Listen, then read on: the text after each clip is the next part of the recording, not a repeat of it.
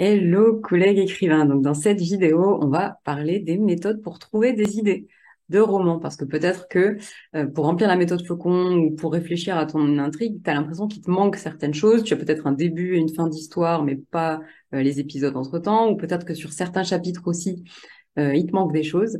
Et pour ça, je vais te présenter des méthodes qui servent vraiment à trouver des idées, quelles qu'elles soient, hein, sur un personnage, sur une intrigue, sur même ton roman global, de quoi il pourrait parler. C'est très très vaste. Donc on va commencer sans tarder. Et la première façon de trouver des idées, et personnellement celle que j'aime le plus, c'est la technique de la carte mentale. En anglais, ça se dit mind map. Et tu vas voir, c'est plus simple de regarder à quoi ça ressemble. En fait, on va partir d'une idée centrale et l'inscrire sur une feuille de papier. C'est quand même un petit peu mieux, même si il est également possible de le faire au format informatique. Je te présente d'ailleurs un tutoriel dans la boîte à outils pour le réaliser sur ton PC. Néanmoins, en tant que coach, je dois quand même te dire que le processus créatif, vraiment le fait de trouver des idées, d'aller chercher dans notre imaginaire, etc., fonctionne mieux avec du papier. Il y a un processus cérébral qui se met en place quand on réalise une carte mentale au format papier. Donc moi, je te conseillerais plutôt de faire ça dans un premier temps, ou alors si le côté informatique n'a pas marché. Alors, qu'est-ce qu'on va écrire au milieu de notre carte mentale? Une idée de base, une idée de départ, parce qu'il faut bien commencer quelque part. Ça peut être un titre, c'est le cas ici, le titre de ton livre si tu l'as déjà en tête, ou encore un élément sur ton livre, l'idée de base de ton livre, peut-être un univers basé sur l'eau, etc. Ou encore le nom d'un de tes personnages, l'un pour lequel, par exemple, tu n'as pas forcément d'idée précise de son histoire, le prénom du personnage, ou encore un concept, hein, une technologie. Technologie pour contacter des personnes, je sais pas moi, via le réseau souterrain, etc. Et tu vas écrire cette idée centrale au milieu de ta feuille. Et on va passer à l'étape d'après. Et comme tu le vois, donc ensuite, à partir de cette idée-là, tu peux faire des sous-catégories. Si déjà tu as des idées de sous-idées qui en découlent, ou des choses qui te viennent tout de suite en pensant à ça, tu peux les ramifier en différentes catégories. Sinon, on passe à l'étape suivante. Là, dans ce cas-là, par exemple, pour ce livre-là, c'était vraiment pour réfléchir au synopsis. Et du coup, j'avais écrit le titre du livre au centre et ensuite les quatre, on va dire, axes principaux du livre, les arcs narratifs du livre. Ça pourrait également être, par exemple, les caractéristiques principales, si c'est une technologie, si c'est un univers, les traits principaux que tu as déjà en tête et desquels on va découler pour trouver des idées. Et ensuite, à partir de là, qu'est-ce qu'on va faire? On va prendre chaque boîte et on va laisser courir notre stylo et écrire tout ce qui nous vient en tête, du plus évident, sûrement dès le début, comme par exemple le personnage qui s'appelait Célie. Pour moi, il était le pilote de Karzai, c'était sa caractéristique numéro un, la première qui m'était venue à l'esprit.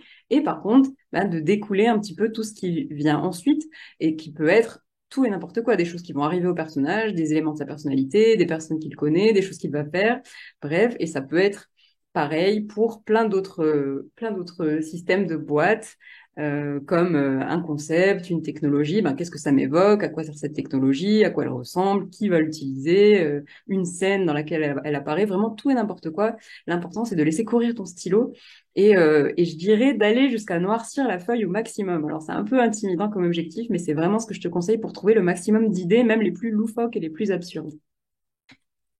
Et hop, on continue, on peut refaire des sous-boîtes, on peut rajouter des caractéristiques. Bref, tu l'auras compris, l'idée c'est de mettre le maximum de choses et surtout ne pas te censurer, d'écrire un petit peu tout ce qui te vient et ensuite de garder précieusement cette carte mentale et t'en servir de base pour nourrir les autres parties de ta préparation de roman.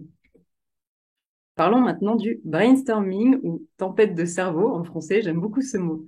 Le brainstorming, qu'est-ce que c'est? Eh bien, c'est un petit peu comme la carte mentale, mais sans le papier, une petite coquille. C'est une carte mentale, on va dire, que tu vas construire en parlant avec des proches à toi. En tout cas, c'est ce que je te recommande. Alors, première option, des proches à toi dans la vraie vie, hein, ta famille, des amis. Tu peux leur demander de se réunir et de leur poser des questions. Par exemple, j'ai un personnage là qui se trouve, je sais pas moi, à la porte de l'enfer et il y a un monstre devant. Comment il pourrait faire pour passer? Bref, de leur présenter par exemple une situation ou encore des choses beaucoup plus larges. J'ai envie d'écrire un livre qui se passe, je sais pas moi, il y a 500 ans en Angleterre. Qu'est-ce qui pourrait se passer à ce moment-là? Comment serait l'univers? Bref, tu l'as compris, un petit peu tous les types de questions. Je te propose également quelques pistes dans le support écrit et tu as aussi la possibilité de chercher à partir d'un début de phrase à la compléter. Et si, qu'est-ce qui pourrait se passer? Ça serait complètement fou que, qu'est-ce qui serait complètement fou à ce moment-là? Que ferait le personnage à ce moment-là? Que veut-il? Bref, tu l'auras compris. L'idée, c'est de lancer un peu le débat pour échanger avec tes proches et les laisser donner plein d'idées. Surtout, ne les coupe pas. Laisse-les évoquer toutes les idées qui leur viennent. Par contre, tu peux orienter, toi, dire, bah, si une direction te plaît bien, une idée, d'aller dans cette direction. Oui, d'accord, le personnage pourrait utiliser une arme. Quelle arme? Comment il ferait? Etc., etc. Et ça peut être pareil, bah, avec une technologie, un univers, un événement, un arc secondaire, etc. Évidemment, on n'a pas toujours des proches sous la main pour faire ce genre d'étape. C'est pourquoi je te conseille, si tu es dans ce cas-là, de nous rejoindre sur le chat de J'écris un roman. Tu as le lien au début du cours gratuit pour faire un brainstorming dans le canal associé. Donc, il y a un canal qui s'appelle Brainstorming et tout pareil, tu peux nous présenter ton problème et nous expliquer un petit peu où tu en es et de quelles idées tu aurais besoin pour continuer. Et enfin, un outil que j'aime beaucoup qui s'appelle le chutier, d'après Bernard Werber, qui en a parlé plusieurs fois. C'est tout simplement une boîte à idées. Ça peut prendre la forme d'un carnet, ça peut prendre la forme d'une application de notes sur ton smartphone. Moi, j'utilise NoteKeep. Et l'idée, c'est tout simplement de noter à chaque fois que tu as une idée sympa qui se présente au cours de ta journée, même dans les moments les plus loufoques. Et bien sûr, ce que je te conseille, c'est de tout garder et de tout noter. Alors, c'est pas toujours facile, c'est un peu un réflexe à prendre, hein, mais surtout entraîne-toi, force-toi, ça vaut le coup. Tu peux, pour ça, te fixer un petit objectif. Par exemple, je vais noter une idée par jour. Ça peut te permettre aussi de créer un rituel et de prendre cette habitude-là. Et ensuite, il te servira à ressortir ce chutier, cette application de notes quand tu prépareras ton livre, quand tu seras en train de faire ta carte mentale, ton synopsis, etc.